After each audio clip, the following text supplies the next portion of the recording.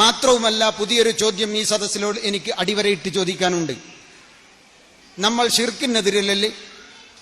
അള്ളാഹു അല്ലാത്ത ഒരുത്തന് കീഴ്പ്പെടുകയോ അവൻ പറയുന്നത് അവനും കൂടി കൂടിയെങ്കിലേ അള്ളാന്റെ പണി മുഴുവനാകുമെന്നോ വിചാരിക്കുന്നത് ശിർക്കല്ലേ? എങ്കിൽ എന്റെ വിചാരം, എന്റെ കുഞ്ഞിനെ പൂർണ്ണതയോടുകൂടി സൃഷ്ടിച്ച് എല്ലാ വാക്സിനേഷനും കൊടുത്ത് പുറത്തേക്ക് കൊണ്ടുവരാൻ അള്ളാഹു മാത്രം മതി, പോരാ.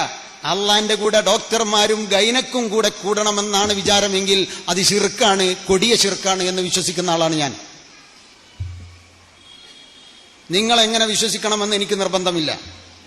ഞാൻ അങ്ങനെ വിശ്വസിക്കുന്നത് കൊണ്ട് ഞാൻ എൻ്റെ ഭാര്യയോ എൻ്റെ മക്കളോ എനിക്ക് സ്വാതന്ത്ര്യമുള്ളയിടത്തുള്ള പെൺകുട്ടികളോ ഗർഭം ധരിച്ചാൽ ഒരു ഡോക്ടറെയും കാണാൻ സമ്മതിക്കില്ല. കാരണം ഞാൻ അവരോട് പറയും അത് ശിർക്കാണ്. ഒരു വാക്സിനേഷനും കൊടുക്കാൻ പാടില്ല. അത് കൊടുക്കുന്നതോടുകൂടി അള്ളാഹ്ക്ക് വിവരമില്ലാതെ ഇല്ലാത്തത് കൊണ്ട് വേറൊരുത്തൻ്റെ സാധനം കൊടുക്കുകയാണല്ലോ, അപ്പോഴും അത് ശിർക്കാണ് എന്ന് വിശ്വസിക്കുന്ന ആളാണ് ഞാൻ. നിങ്ങൾ എങ്ങനെ വിശ്വസിക്കണമെന്ന് ഇന്ന് രാത്രി പോയി കിടക്കുന്നതിൻ്റെ മുമ്പ് ആലോചിച്ചാൽ മതി.